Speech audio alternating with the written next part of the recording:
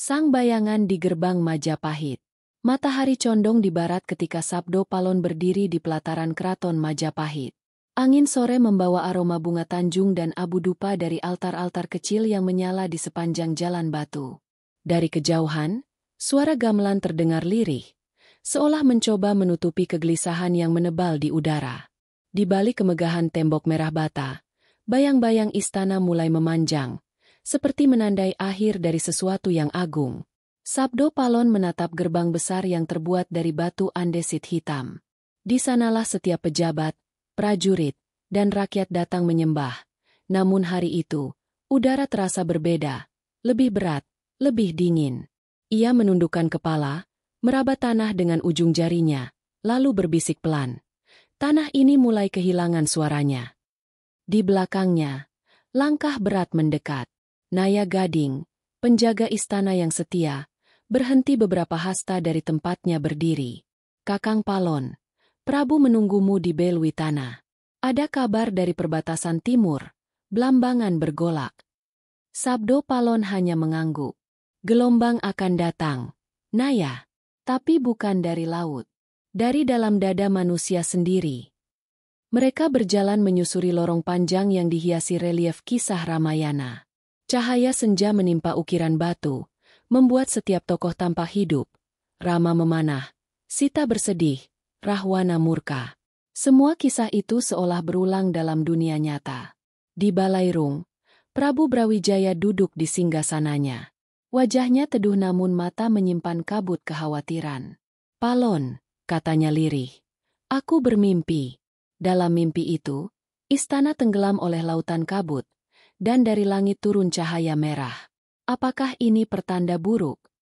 Sabdo Palon menatap dalam-dalam, seolah mencari makna di balik kata-kata itu. Pertanda tak pernah buruk, Baginda. Ia hanya pesan. Alam sedang menulis kembali kitabnya. Empu Tunggul Sabda, yang duduk di sudut ruangan, mengangguk pelan. Aku juga merasakan getaran aneh di Gunung Lawu. Para dewa seolah menjauh. Apa ini saatnya manusia kembali diuji? Angin malam berhembus masuk melalui celah jendela, membawa suara seperti bisikan. Sabdo Palon memejamkan mata, mendengar dengan hati, bukan telinga. Dalam keheningan itu, suara leluhur bergema dari dalam dirinya. Dalam, berat, namun penuh kasih. Jaga keseimbangan, Palon. Dunia akan berputar lagi. Apa yang jatuh akan bangkit. Apa yang terang akan redup.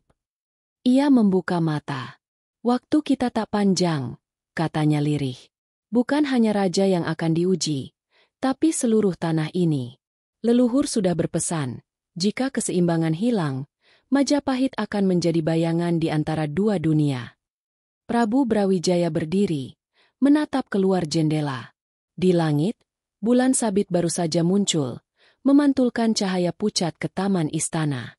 Kalau begitu, jaga jiwa rakyat, Palon. Jika kerajaanku harus lenyap, biarlah jiwa-jiwa mereka tetap utuh. Sabdo Palon menunduk hormat. Dalam hatinya, ia tahu perintah itu bukan hanya tugas, tapi takdir. Malam itu, di tepi sungai Brantas, ia berdiri sendirian.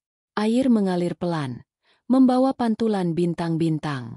Ia melempar segenggam bunga tanjung ke permukaan air dan berbisik. Leluhur, beri aku kekuatan. Aku akan menjadi penjaga, meski tak lagi bernama manusia. Suara arus menjawabnya lembut, seperti doa yang tak berujung. Dari kejauhan, cahaya merah samar muncul di langit timur. Sabdo Palon tahu, masa gelap sudah mulai bergerak, dan ia akan menjadi saksi antara dunia manusia dan para dewa. Langit retak di Pucang Kembar. Pagi di hutan Pucang Kembar diselimuti kabut tebal. Burung-burung belum berkicau, seolah enggan memecah kesunyian yang menggantung di udara. Di antara pepohonan besar yang berlumut, langkah Sabdo Palon bergema pelan. Jubahnya yang lusuh tergerai di tanah basah, menyapu dedaunan yang jatuh seperti abu masa lampau. Ia berjalan tanpa suara, hanya ditemani desir angin yang membawa bisikan halus dari alam gaib yang telah lama menantinya. Hutan itu dikenal sebagai tempat awal manusia Jawa menjejak bumi, tanah di mana leluhur pertama menanam janji kepada langit. Namun kini, suasananya muram, seperti menanggung rahasia besar yang tak ingin diungkapkan. Di tengah kabut, Sabdo Palon berhenti di depan dua pohon pucang raksasa yang batangnya bersatu di pangkalnya namun terpisah di puncak, membentuk gerbang alami menuju dunia yang tak terlihat. Ia menunduk, menyentuh tanah di antara akar yang menyatu. Tanah itu berdenyut pelan, seperti detak jantung bumi. Ia berbisik, "Wahai para leluhur, anakmu datang menjemput pesan." Dari sela kabut, samar terdengar suara perempuan tua melantunkan kidung Jawa kuno. Nada-nadanya rendah, serupa dengan doa yang berputar di antara dua dunia. Tak lama, wujudnya tampak, sosok berambut panjang, kulitnya pucat kehijauan, matanya memantulkan cahaya api biru. Ia adalah roh Ibu Pertiwi, penjaga awal tanah ini. Sabdo Palon. Suaranya lirih namun bergema seperti dari dalam bumi. Langit telah retak. Para dewa memalingkan wajahnya, bukan karena benci, tapi karena manusia lupa pada janji. Api akan turun dari utara, dan air akan naik dari selatan. Majapahit, tanah agung itu, akan terbelah seperti pohon ini. Sabdo Palon menatap pucang kembar itu lama. Kalau begitu, apa yang harus kulakukan, Ibu? Aku tak bisa menghentikan kehendak alam. Engkau tak ditakdirkan menghentikannya, jawab roh itu. Engkau hanya harus menjaga jembatan antara mereka yang masih percaya dan mereka yang telah buta. Ketika manusia meninggalkan dharmanya, maka suara leluhur hanya akan terdengar oleh hati yang sunyi. Jadilah suara itu.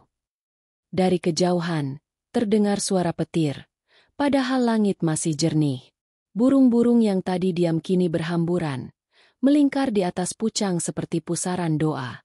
Tanah di bawah kaki Sabdo Palon bergetar halus, dan seberkas cahaya merah tipis muncul di antara akar pohon. Dari cahaya itu, muncullah wujud Empu Tunggul Sabda, gurunya, yang telah lama berpulang. Guru. Sabdo Palon menunduk hormat. Empu Tunggul tersenyum, wajahnya tembus cahaya. Anakku, setiap zaman memiliki malamnya sendiri. Majapahit sedang menjemput malamnya. Tapi jangan takut. Setelah malam, selalu ada fajar. Kau harus bersiap, karena engkau akan menjadi penjaga di antara dua masa yang akan berakhir dan masa yang belum lahir. Sabdo Palon menatap gurunya dengan mata berair. Apakah aku harus meninggalkan dunia manusia? Belum sekarang, jawab Empu Tunggul lembut. Masih ada tugasmu di istana. Prabu Brawijaya membutuhkanmu, meski hatinya tak lagi seteguh dahulu. Setelah itu, baru kau berjalan di jalan sunyi. Roh Ibu Pertiwi perlahan lenyap bersama kabut. Suara kidungnya berubah menjadi desir angin. Empu Tunggul pun memudar, meninggalkan aroma dupa dan kemuning. Sabdo Palon berdiri di tengah hening, menatap pucang kembar yang kini bergetar pelan, mengeluarkan getah bening yang menetes ke tanah, seperti air mata bumi. Ia mengambil setetes dan menyentuh keningnya. Saat itu juga, penglihatan terbuka. Ia melihat Majapahit dalam masa depan yang suram, istana terbakar, bendera merah gemilang runtuh, rakyat berlari dalam kabut hitam, dan dari kejauhan, kapal-kapal asing berlayar menuju tanah Jawa membawa cahaya asing yang dingin. Sabdo Palon terhenyak. Ia berlutut, menekan tanah dengan kedua tangannya. Kalau memang dunia akan berubah, biarlah aku menjadi saksi dan penjaga agar tak seluruh cahaya padam, katanya pelan. Ketika ia bangkit, kabut mulai menipis. Matahari pagi menembus daun-daun pucang, membentuk pola cahaya seperti jaring-jaring halus di udara. Di baliknya, bayangan lembut Empu Tunggul masih terlihat samar, tersenyum sebelum benar-benar lenyap. Sabdo Palon melangkah keluar dari hutan pucang kembar dengan langkah mantap. Di dadanya masih bergema pesan leluhur, bahwa langit memang akan retak, tapi jiwa yang teguh dapat menjahitnya kembali dengan kesetiaan. Di belakangnya, dua pohon pucang itu bergoyang pelan, seolah mengucapkan selamat jalan kepada penjaga yang akan menanggung nasib dua dunia. Dan di kejauhan, langit timur mulai memerah, seperti luka yang baru saja terbuka. Air mata tanah Majapahit. Langit Majapahit mulai kelabu ketika bulan Srawana tiba. Hujan turun tidak seperti biasa, dingin, berat, dan membawa aroma tanah yang seolah berduka. Di alun-alun kerajaan, rakyat berkerumun menunggu pembagian beras dari lumbung istana, namun suara mereka tak lagi riuh. Hanya bisik-bisik lemah yang memantul di antara dinding bata merah. Kelaparan, penyakit, dan ketakutan menjelma menjadi bayangan yang berjalan di setiap rumah. Sabdo Palon berdiri di tepi pelataran, menatap barisan rakyat yang memanjang. Matanya sayu, tubuhnya kurus, namun sorot matanya tetap menyala, menyimpan sesuatu yang lebih dalam daripada sekadar kesedihan. Di sampingnya, Naya Gading memegang tombak, menjaga ketertiban, meski wajahnya sendiri pucat dan matanya cekung karena kurang tidur. Rakyat makin banyak yang jatuh sakit. "Kakang," kata Naya dengan suara serak. Dukun dan tabib tak sanggup menolong. Wabah datang dari timur. Bahkan para prajurit pun mulai tumbang. Sabdo Palon menunduk. Ia merasakan sesuatu yang jauh di bawah tanah bergerak. Suatu denyut yang berat, getir, seperti tangis bumi. "Ini bukan hanya penyakit, Naya," ujarnya pelan. "Tanah sedang menangis." Ia memanggil anak-anaknya yang lupa pada asalnya. Dari arah Belwitana, tabuh gamelan terdengar pelan. Prabu Brawijaya duduk termenung di singgasana, mengenakan jubah putih. Wajahnya lelah, seperti diselimuti bayangan yang tak mau pergi. Di sampingnya, para patih berdebat pelan. Ada yang menyalahkan para perwira, ada yang menuduh rakyat kurang sembahyang, ada pula yang mulai menyebut nama-nama ajaran baru yang datang dari luar. Ketika Sabdo Palon masuk, ruangan itu hening. Ia menunduk hormat. "Baginda," katanya lembut. "Jika air keruh, jangan disalahkan sungainya. Mungkin hulu telah terkotori." Brawijaya menatapnya dengan mata sayu. "Apakah maksudmu, Palon?" "Dharma mulai pudar," jawab Sabdo Palon. "Raja dan rakyat terpisah bukan oleh tembok, tapi oleh lupa. Ketika manusia tak lagi mendengar suara bumi, keseimbangan pun retak." Empu Tunggul Sabda pernah berkata kepadanya, Majapahit akan hancur bukan oleh pedang, tapi oleh jarak antara jiwa dan tanahnya sendiri. Kini kata-kata itu menggema kembali di benaknya. Prabu Brawijaya berdiri perlahan. "Aku telah berusaha menjaga negeri ini, Palon. Tapi kemana para dewa? Mengapa mereka diam?" Sabdo Palon menatap keluar jendela, ke arah hujan yang jatuh deras. "Para dewa tidak pergi, Baginda. Mereka hanya menunggu manusia kembali mengingatnya. Mereka bicara lewat tanda-tanda, bukan lewat suara. Lihatlah tanah yang retak, hujan yang tak berhenti, dan rakyat yang kehilangan tawa. Semuanya sedang berbicara." Raja terdiam. Angin malam masuk membawa aroma dupa dari altar luar. Suasana menjadi berat, seolah seluruh istana menahan napas. Malamnya, Sabdo Palon pergi menyusuri tepi sungai Brantas. Airnya meluap, membawa lumpur dan ranting pohon. Ia melihat mayat-mayat terapung, rakyat yang mati tanpa upacara. Di tepi sungai, ia menyalakan dupa kecil, menatap langit yang hitam. "Tanah air, air tanah," gumamnya. "Kalian dua yang tak pernah berpisah. Jika satu menangis, yang lain akan menggenang." Suara arus menjawab seperti ratapan. Dalam kejauhan, ia melihat kilatan cahaya di atas Gunung Lawu, bukan petir, melainkan nyala merah yang berputar di langit, tanda bahwa batas antara dunia manusia dan dunia gaib mulai menipis.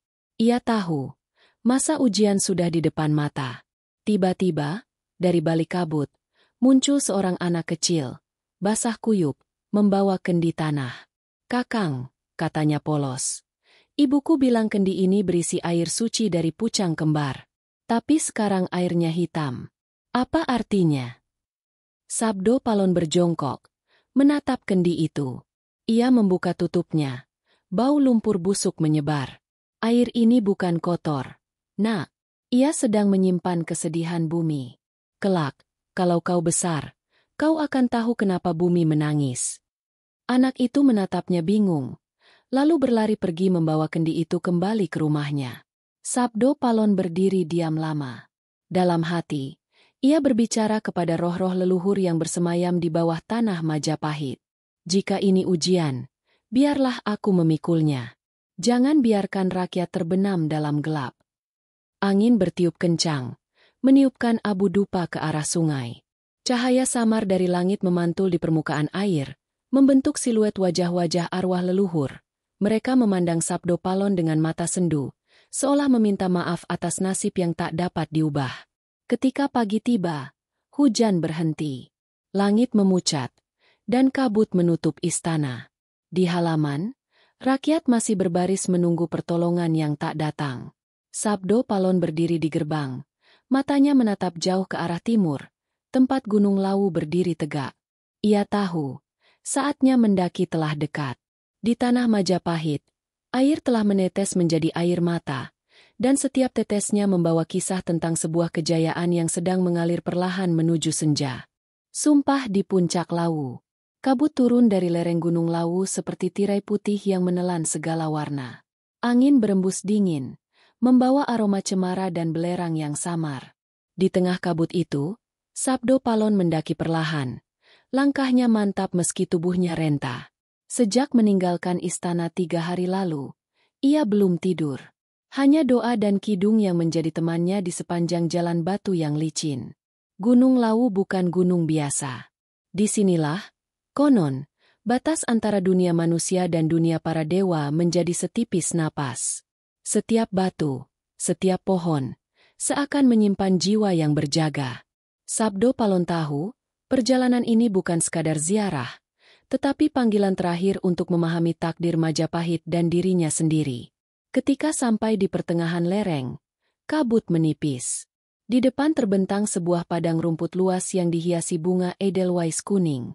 Di tengah padang itu berdiri sosok tua berjubah biru langit, memegang tongkat berujung kristal.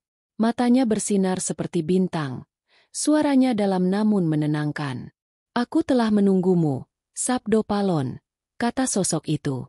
Aku adalah Sang Hyang Jagatnata, penjaga timur. Angin dari Lawu membawa namamu ke telingaku. Sabdo Palon menunduk hormat. Hyang Agung, aku datang membawa beban manusia dan bumi. Majapahit retak, rakyat menangis, dan dewa-dewa seakan menjauh. Aku memohon petunjuk. Sang Hyang menatapnya lama. Majapahit hanyalah wadah. Seperti tempayan yang menampung air.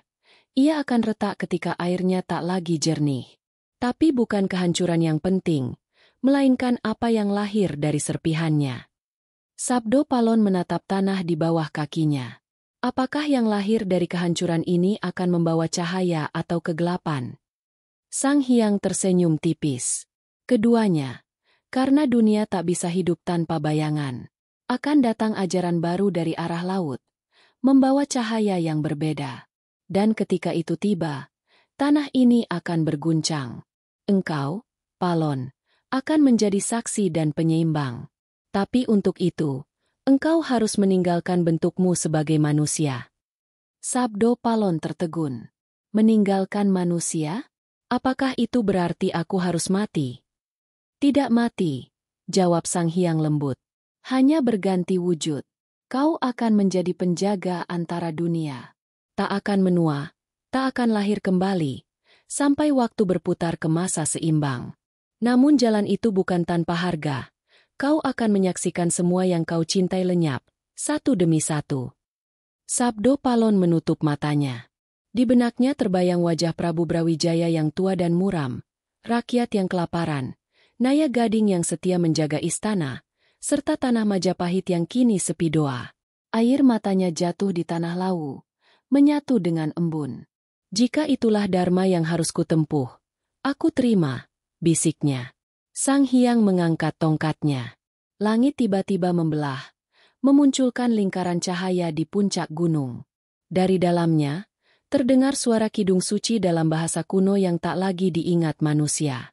Batu-batu di sekeliling bergetar, pepohonan menunduk, dan burung-burung berhenti berkicau. Letakkan tanganmu di tanah, perintah Sang Hyang. Ucapkan sumpahmu, agar bumi dan langit menjadi saksi. Sabdo Palon berlutut. Kedua tangannya menempel di tanah yang dingin. Aku, Sabdo Palon, abdi manusia dan penuntun jiwa, bersumpah di hadapan para dewa dan leluhur. Selama bumi masih berpijak, selama angin masih berhembus, aku akan menjaga keseimbangan. Jika manusia melupakan dharma, aku akan menjadi bayangan yang mengingatkan. Jika dewa berpaling, aku akan menjadi jembatan agar dunia tak terputus. Begitu kata terakhir terucap, tanah bergetar hebat. Cahaya dari langit turun menyelimuti tubuhnya. Hangat namun berat. Suara gaib bergema di seluruh lereng, menembus hutan hingga lembah. Sabda telah disahkan, Palon menjadi saksi abadi. Ketika cahaya mereda, Sang Hyang Jagatnata menatapnya dengan belas kasih. Mulai saat ini, engkau bukan lagi manusia biasa. Tapi ingat, jangan campuri takdir yang belum waktunya. Ketika Majapahit runtuh, biarkan itu terjadi. Tugasmu bukan menyelamatkan, melainkan menjaga api kesadaran agar tak padam. Sabdo Palon menunduk. Aku mengerti, Hyang Agung. Sang Hyang kemudian berjalan perlahan ke arah cahaya yang mulai memudar di puncak gunung. Kelak, ketika dunia baru tumbuh di atas abu Majapahit, engkau akan mendengar panggilan lagi. Hingga saat itu, jadilah angin di antara doa manusia. Lalu sosok itu lenyap, meninggalkan Sabdo Palon sendirian di padang bunga Edelweiss. Angin lawu berembus lembut, membawa harum tanah dan dupa. Di kaki gunung, kilat merah menyala, tanda perang telah dimulai di bawah sana. Sabdo Palon menatap langit yang berwarna tembaga. Di dadanya, sumpah itu masih bergetar. Ia tahu, jalan pulangnya tidak lagi menuju istana, melainkan menuju sunyi yang panjang. Dan di atas puncak lawu, di antara kabut yang tak pernah hilang, suara leluhur bergema lirih, memanggil namanya. Sebuah pertanda bahwa manusia terakhir Majapahit baru saja menjadi abadi. Angin dari tanah baru. 3 purnama telah berlalu sejak Sabdo Palon mengucap sumpahnya di puncak lawu. Ia kini hidup di tepi hutan Trawulan, jauh dari hiruk-pikuk istana. Di sana, di antara kabut pagi dan suara serangga malam, ia menjadi penjaga sunyi, mengamati perubahan tanpa ikut campur. Tapi pada suatu senja, angin membawa kabar yang asing, aroma laut, logam, dan dupa dari negeri jauh. Angin itu berhembus dari arah barat, membawa pesan yang belum pernah terdengar di tanah Jawa. Sabdo Palon berdiri di tepi sungai Brantas, menatap arus air yang kini tampak lebih cepat. Dalam arus itu, ia melihat bayangan kapal-kapal besar berlayar menuju pelabuhan Tuban dan Gresik. Kapal-kapal itu membawa manusia berkulit pucat, berpakaian panjang, dengan simbol silang di dada mereka.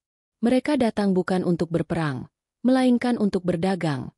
Namun di balik senyum mereka tersembunyi lidah doa yang berbeda, suara yang tidak memuja dewa-dewa lama. Ia menutup matanya, dan dalam keheningan mendengar gumam bumi. Angin dari tanah baru membawa cahaya yang bukan dari langitmu. Malam itu, Sabdo Palon duduk di depan gubuk bambunya, menyalakan dupa. Dari kepulan asap, muncullah bayangan samar Empu Tunggul Sabda. Guru, ucapnya lirih. Apakah ini saatnya perubahan yang Hyang Jagatnata janjikan? Sang empu menatapnya lembut. Ya, Palon. Ajaran baru akan menyeberangi lautan. Ia akan membawa kebenaran bagi sebagian, dan kebingungan bagi sebagian lainnya. Tapi jangan menolak. Semua cahaya, walau berbeda warna, berasal dari sumber yang sama. Sabdo Palon menunduk. Namun bagaimana dengan Majapahit? Aku masih mendengar suara rakyat yang resah, para Brahmana yang kehilangan tempat, dan raja yang semakin sunyi. Empu Tunggul menjawab dengan suara berat. Majapahit telah mencapai puncak takdirnya.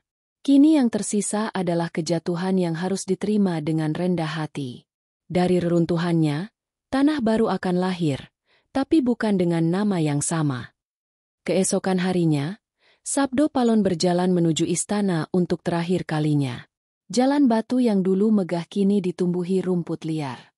Di sepanjang dinding, ukiran cerita Ramayana terkelupas, sebagian hancur, sebagian pudar oleh waktu. Di alun-alun, hanya tersisa beberapa prajurit yang berlatih dengan lesu. Di dalam Belwitana, Prabu Brawijaya duduk sendirian. Tidak ada tabuh gamelan, tidak ada aroma dupa kerajaan, hanya suara langkah Sabdo Palon yang bergema pelan. Raja menatapnya dengan mata yang tua namun hangat. "Palon," katanya, "aku tahu waktumu di istana hampir habis. Aku mendengar kabar dari pantai. Ada manusia baru datang membawa kitab dan salib. Mereka bicara tentang Tuhan yang satu. Apa ini pertanda bahwa dewa-dewaku akan pergi?" Sabdo Palon menatap wajah rajanya, sosok yang ia hormati lebih dari hidupnya sendiri. "Baginda," katanya lembut, "para dewa tak pergi. Mereka hanya mengganti pakaian agar bisa berbicara dengan bahasa baru. Cahaya yang datang dari barat bukan untuk memusnahkan, tapi untuk mengingatkan bahwa kebenaran punya banyak wajah." Raja terdiam lama, lalu menghela napas berat. "Aku merasa lelah, Palon. Seperti lilin yang hampir habis. Bila Majapahit harus padam, biarlah aku ikut padam bersamanya." Sabdo Palon berlutut. "Baginda, api boleh padam, tapi panasnya tetap tinggal di udara. Dharma yang Baginda jaga tak akan hilang. Ia akan berubah menjadi benih, menunggu waktu untuk tumbuh kembali." Raja menatapnya lama, kemudian meneteskan air mata. "Kau bukan hanya abdi, Palon. Kau penjaga jiwa Majapahit. Jika suatu hari nanti negeri ini jatuh, jagalah agar nama Majapahit tetap disebut dengan hormat." Sabdo Palon menunduk dalam-dalam. "Aku bersumpah, Baginda, selama bumi masih berputar, aku akan menjaga kenangan tentang kebesaran Majapahit dan nama Baginda Brawijaya." Sore itu, ia meninggalkan istana tanpa berpamitan kepada siapapun. Dari kejauhan, ia melihat langit barat memerah seperti darah. Di bawah sinar itu, bayangan kapal-kapal asing tampak semakin jelas. Ia tahu, sejarah sedang menulis bab baru, dan ia tidak berhak menghentikannya. Malam turun perlahan. Sabdo Palon kembali ke tepi sungai Brantas, tempat segala doa berakhir. Ia menatap air yang memantulkan cahaya bulan, lalu berbisik, "Dunia sedang berganti kulit. Aku harus menjadi penjaga yang tak terlihat." Dari dalam hutan, terdengar suara angin berdesir, membawa aroma asing yang menusuk hidung, aroma dupa dari negeri jauh, bercampur bau garam laut dan minyak tanah. Di udara, gema halus suara para leluhur berbaur dengan kidung asing yang dibawa angin dari barat. Sabdo Palon menutup matanya. Dalam hatinya, ia tahu bahwa Majapahit sedang menuju akhir, tapi bukan kehancuran yang menakutkannya, melainkan kelahiran sesuatu yang belum dikenal. Dan ia, abdi abadi di antara dua dunia, akan tetap berdiri di antara keduanya, menjaga agar cahaya lama dan baru tak saling menelan. Ketika angin malam berhenti sejenak, Sabdo Palon berbisik pelan, "Angin dari tanah baru telah datang. Tapi aku masih di sini, menjaga napas terakhir Majapahit." Di langit timur, bintang jatuh melintas cepat, seolah menandai babak baru bumi Jawa. Dan di bawahnya, di tepi sungai yang tenang, Sabdo Palon menatap pantulan bintang itu dengan mata yang tahu, bahwa zaman lama baru saja menyerahkan tahtanya kepada zaman yang belum bernama. Turunnya Tirta Dewa. Langit malam di Majapahit tak lagi biru kehitaman seperti dahulu. Kini ia berwarna tembaga, diselimuti kabut halus yang berpendar merah. Udara terasa berat, dan angin membawa bau dupa serta darah yang samar. Di alun-alun istana, api obor bergetar ditiup angin kering. Malam itu bukan malam biasa. Para pendeta dan brahmana berkumpul, mengenakan pakaian putih, menyiapkan upacara besar yang belum pernah dilakukan sejak Majapahit berdiri. Mereka menyebutnya upacara Tirta Dewa, pemanggilan air suci dari langit, upacara terakhir untuk memohon perlindungan dari para dewa sebelum dunia berganti wajah. Sabdo Palon berdiri di tepi alun-alun, di antara barisan rakyat yang berlutut. Matanya menatap altar batu di tengah lingkaran dupa. Di sana, Prabu Brawijaya duduk bersila, wajahnya tertutup kain putih, di depan wadah besar berisi air bening dari 7 sumber gunung. Di atasnya, api kecil menyala dari minyak kelapa, bergetar seperti nyawa yang hampir padam. Dari arah timur, terdengar genta berdentang 3 kali. Langit yang tembaga bergetar, lalu kilatan cahaya biru menembus awan. Semua orang menunduk, kecuali Sabdo Palon yang masih menatap langit dengan mata tajam. Ia merasakan getaran besar, bukan hanya dari bumi, tapi juga dari alam gaib. Batas antara dunia manusia dan para dewa mulai menipis. Seorang Brahmana tua berjalan mendekat dan berbisik, "Palon, malam ini air suci akan turun dari langit. Tapi bila air itu berwarna merah, tandanya bumi menolak doa kita." Sabdo Palon hanya menatap dalam diam. Ia tahu, warna apapun yang turun malam itu bukan sekadar pertanda, melainkan keputusan langit atas nasib seluruh tanah Jawa. Genta berdentang lagi. Langit terbuka sedikit. Cahaya keperakan turun seperti tirai tipis. Air mulai menetes. 1, 2, kemudian semakin banyak. Bukan hujan biasa, tapi butiran bening yang bercahaya, jatuh perlahan ke wadah di depan raja. Rakyat bersorak kecil. Beberapa menangis lega, memuji para dewa yang konon masih mendengar doa mereka. Namun Sabdo Palon tak ikut bersorak. Ia memejamkan mata dan mendengar suara dari dalam dirinya. Suara para leluhur yang telah lama tidur di bawah bumi. Air itu bukan berkah, melainkan peringatan. Cahaya yang turun bukan dari surga, tapi dari luka langit. Tiba-tiba kilat menyambar altar. Api kecil padam, dan air dalam wadah berubah warna, dari bening menjadi merah tua. Hening. Semua mata membulat ngeri. Para Brahmana menjerit. Sebagian lari ketakutan, sebagian berdoa. Prabu Brawijaya tetap diam, menatap air merah itu dengan wajah pasrah. Sabdo Palon melangkah maju. Ia menatap wadah itu, lalu meraih airnya dengan kedua tangannya. Air itu panas, hampir mendidih. "Inilah tirta dewa," katanya perlahan. "Bukan air surga, tapi air kesadaran." Langit menangis karena manusia lupa menjaga tanahnya. Ia meneteskan air itu ke tanah. Seketika bumi bergetar pelan, dan dari celah batu altar muncul cahaya putih, berputar seperti pusaran kecil. Dari dalam pusaran itu, muncul sosok bersinar, tinggi, dan berwajah seperti manusia namun bermata api. Semua orang berlutut. Sabdo Palon mengenali sosok itu, Sang Hyang Jagatnata, penjaga yang pernah ia temui di puncak Lawu. "Sabdo Palon." Suara dewa itu bergema seperti guntur yang terbungkus kelembutan. "Waktumu hampir tiba. Majapahit telah menuntaskan takdirnya. Air ini adalah tirta terakhir, bukan untuk menyelamatkan, tapi untuk menutup masa lama. Setelah malam ini, perjanjian antara langit dan Majapahit akan berakhir." Sabdo Palon menunduk dalam. "Hyang Agung, apakah tak ada cara untuk menunda kehancuran?" Sang Hyang menjawab dengan suara tenang. "Takdir tidak bisa ditunda, hanya bisa dipahami. Kau sudah bersumpah menjadi penjaga keseimbangan. Kini saatnya menjalankan sumpahmu." Raja Brawijaya berdiri dengan langkah gontai. "Jika ini akhir Majapahit," katanya, "maka biarlah aku menyerahkannya sendiri kepada langit." Ia meneteskan air merah itu ke dahinya, lalu memejamkan mata. Cahaya putih mengelilingi tubuhnya, perlahan menelan wujudnya hingga lenyap tanpa suara. Para Brahmana menangis. Rakyat berteriak memanggil nama rajanya. Tapi hanya Sabdo Palon yang tetap tenang. Ia tahu, sang raja tidak mati, hanya kembali ke pelukan alam, menjadi bagian dari tatanan yang lebih besar. Setelah cahaya mereda, Sang Hyang Jagatnata menatap Sabdo Palon terakhir kali. "Mulai malam ini, dunia akan bergeser. Dewa-dewa lama akan tidur, dan ajaran baru akan tumbuh di atas tanah yang sama. Jagalah keseimbangan, Palon, agar manusia tak melupakan asalnya."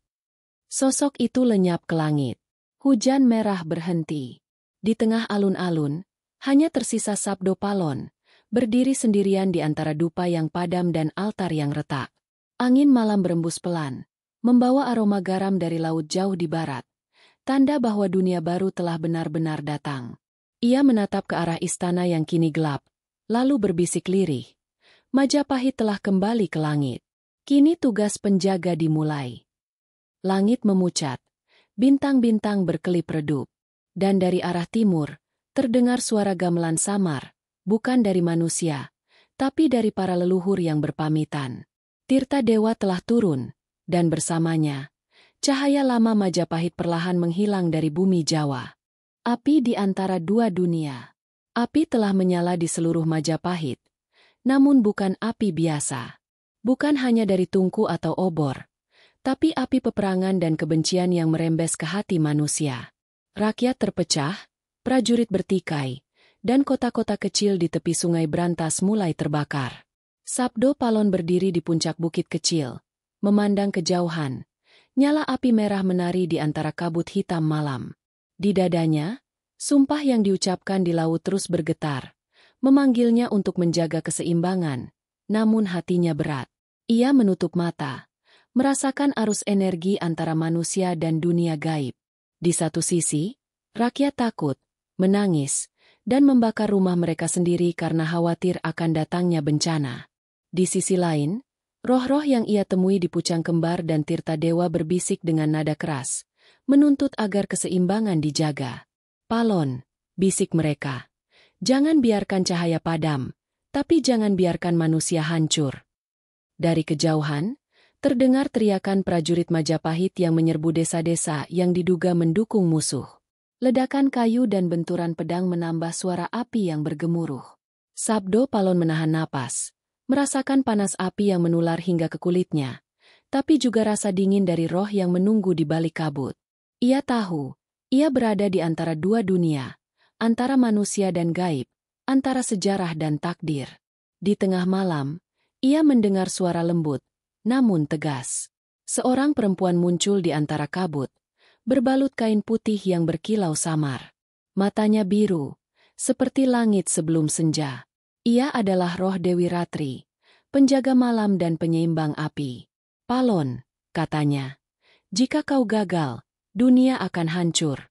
Tapi jika kau campur tangan terlalu banyak, manusia akan kehilangan kemampuan untuk memilih sendiri. Sabdo Palon mengangguk, wajahnya muram. Aku tidak ingin mengambil nyawa mereka, Dewi. Aku hanya ingin mereka melihat jalan yang benar, agar tak terjebak dalam kegelapan. Roh itu tersenyum tipis. Itulah dilema manusia dan penjaga. Palon, kau bukan Tuhan, tapi kau abadi. Api ini adalah ujian, bukan akhir. Kau harus menghadapinya sendiri. Langit mulai memerah lebih pekat. Kilat menyambar dari arah timur. Hujan abu turun, menutupi kota, menambah sesak udara. Sabdo Palon berjalan turun dari bukit menuju alun-alun istana, tempat api dan kekacauan paling besar. Setiap langkahnya terasa berat, namun ia tahu, tugasnya bukan menyelamatkan atau menghancurkan, tapi menyeimbangkan.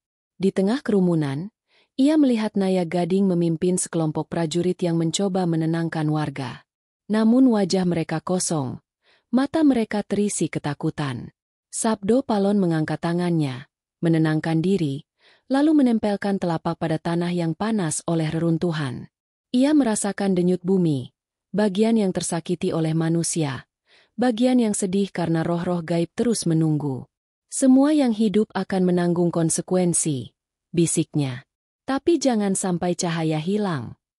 Seketika, ia memejamkan mata dan berdoa kepada para leluhur, kepada dewa yang pernah menuntunnya, kepada bumi sendiri. Dari tanah, muncul cahaya lembut, memisahkan api yang liar dari rakyat yang panik. Api tidak padam, tetapi ia menjadi alat untuk mengajar, bukan untuk membakar tanpa arah. Para prajurit berhenti menyerang, rakyat menunduk, dan energi gaib menenangkan hati yang panik. Dewi Ratri muncul kembali, menatap Sabdo Palon dengan mata penuh penghargaan. Kau berhasil menyeimbangkan, Palon. Tapi ingat, ini baru awal. Api akan selalu ada, di hati manusia maupun di bumi. Tugasmu adalah menjaga agar ia tidak menghancurkan kedua dunia sekaligus. Sabdo Palon berdiri sendiri di tengah abu dan cahaya yang menari, menyadari beban yang ia pikul tidak ringan. Ia bukan raja, bukan dewa, hanya abdi yang abadi, penjaga antara dua dunia. Malam itu, api tetap menyala, tapi bukan untuk membakar. Ia menjadi pelajaran bagi semua yang tersisa. Di langit, kilatan bintang muncul kembali, seperti tanda bahwa dunia belum selesai, dan Sabdo Palon tetap berada di antara cahaya dan bayangan, antara manusia dan roh, menjadi penjaga yang sunyi namun teguh. Sabda penutup dari hening langit. Setelah Majapahit runtuh, bumi terasa hampa. Angin malam berhembus pelan di atas reruntuhan istana, membawa debu, abu dupa, dan kenangan tentang kejayaan yang telah hilang. Sabdo Palon berdiri di tepian sungai berantas. Matanya menatap air yang berkilau oleh cahaya bulan. Di sana, ia menatap pantulan langit yang pecah. Bintang-bintang terbelah oleh kabut tipis, seakan menandai berakhirnya satu zaman. Rakyat yang tersisa berjalan pelan, membawa sisa-sisa harta dan kenangan. Mereka menunduk di antara reruntuhan. Wajah mereka lelah dan muram. Di antara mereka, terdengar doa yang samar, doa yang belum selesai, doa yang menunggu pengingat dari sang penjaga. Sabdo Palon menutup mata, mendengar setiap bisik, setiap keluhan, setiap air mata. Ia tahu, tugasnya kini bukan hanya menjaga keseimbangan, tapi menjadi suara terakhir yang menghubungkan manusia dengan leluhur dan dewa. Di kejauhan, Gunung Lawu berdiri tegak, diselimuti kabut tipis. Dari atas sana, Sabdo Palon merasakan energi yang lembut tapi kuat. Para leluhur dan dewa yang pernah menuntunnya kini menatap bumi dari jauh. Mereka tak campur tangan secara langsung, tapi hadir dalam setiap hembusan angin, setiap aliran sungai, setiap jejak langkah manusia yang masih mencari arah. Sabdo Palon menurunkan pandangannya ke sungai. Air mengalir pelan, membawa reruntuhan kayu dan sisa kehidupan. Ia mengambil sejumput tanah, mengusapnya di wajahnya, lalu meneteskan beberapa tetes ke permukaan air. Leluhurku, Hyangku, bumi yang telah kehilangan cahaya, aku berjanji akan menjaga kenangan, akan menjaga dharma yang tersisa. Aku akan menjadi saksi sunyi bagi mereka yang lupa, bisiknya lirih. Malam itu, ia mendengar suara samar di udara, suara anak-anak yang bermain, walau hanya bayangan dari masa lalu, suara pedagang yang menjerit di pasar yang kini kosong, suara gamelan yang tersisa di dalam relung hati manusia. Semua suara itu bercampur dengan bisikan gaib dari dunia lain. Sabdo Palon menyadari bahwa meski kerajaan runtuh, kehidupan tetap berjalan, meski dalam sunyi. Ia berjalan menyusuri tepian sungai, melewati desa-desa yang terbengkalai.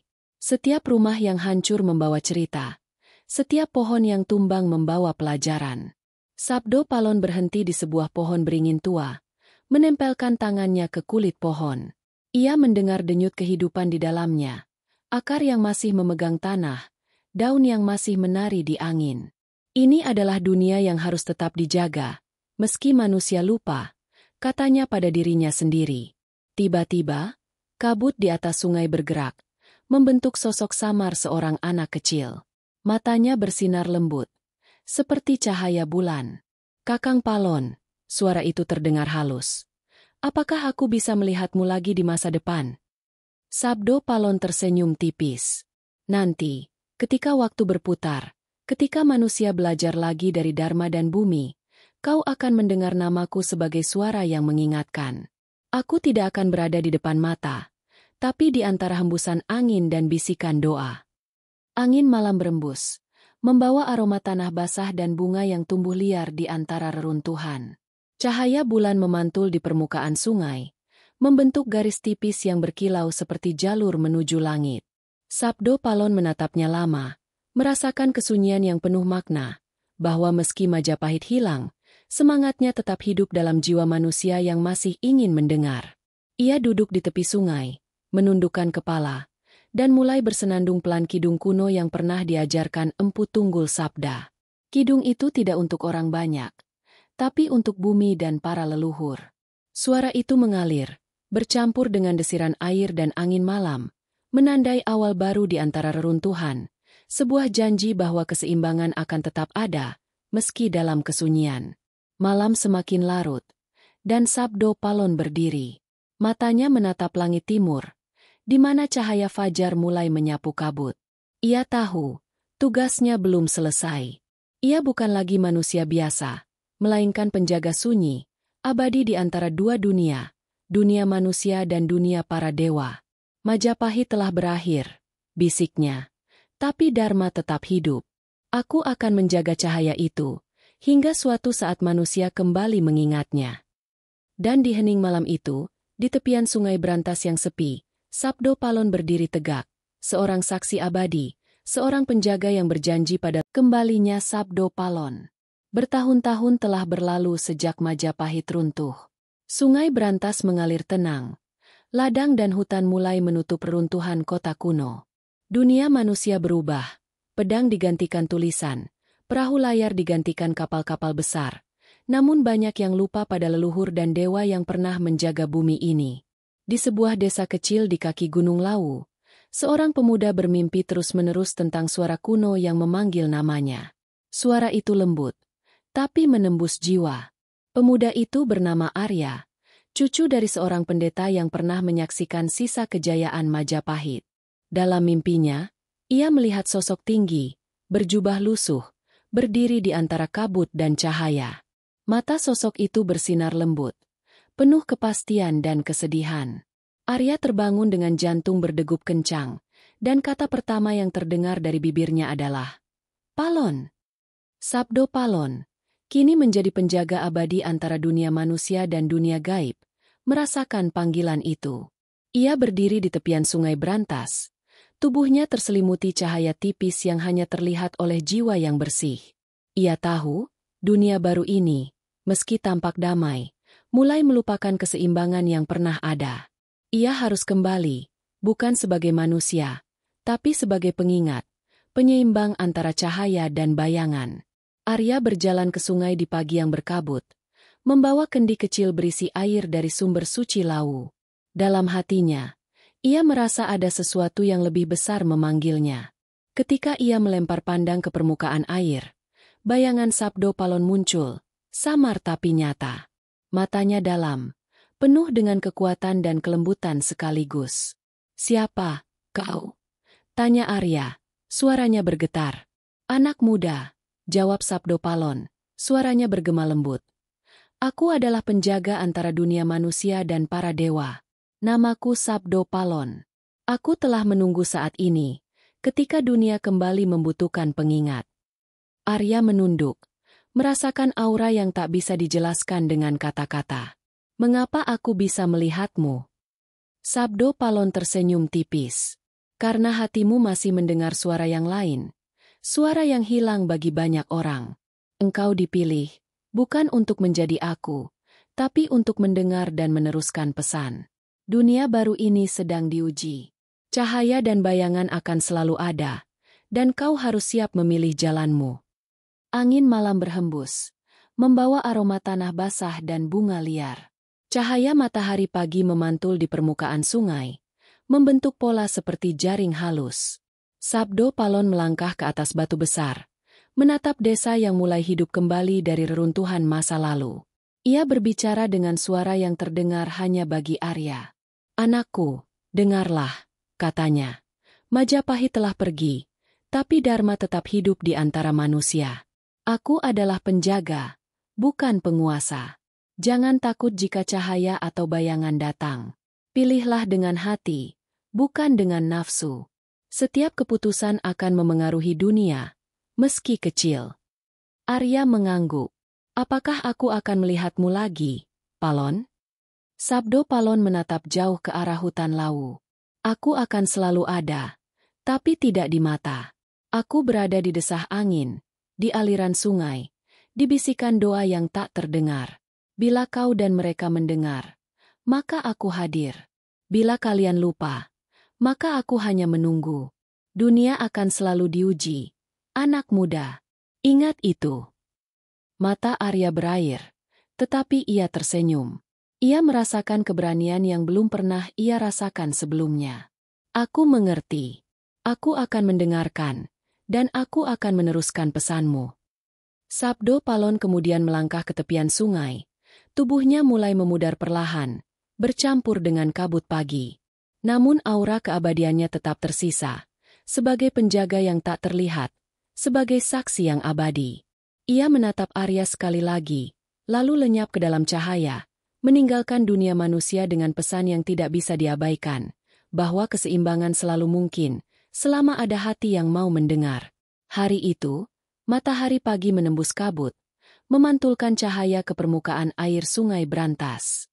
Arya duduk di tepi sungai, menatap cahaya yang memantul, dan untuk pertama kalinya ia merasakan kedamaian. Ia tahu, suara kuno yang memanggilnya bukan sekadar mimpi. Itu adalah tugas, amanah, dan janji, bahwa Sabdo Palon akan selalu kembali, ketika dunia membutuhkan keseimbangan antara manusia, leluhur, dan dewa. Di langit timur, burung-burung berterbangan, seakan menyambut zaman baru. Dan di antara desah angin, di gemericik sungai, dan di bisikan doa yang tersembunyi, terdengar satu suara sunyi namun tegas. Suara Sabdo Palon, penjaga abadi, saksi antara dua dunia, yang kembali untuk mengingatkan manusia agar tidak melupakan dharma yang lama, dan menyalakan cahaya bagi dunia yang baru.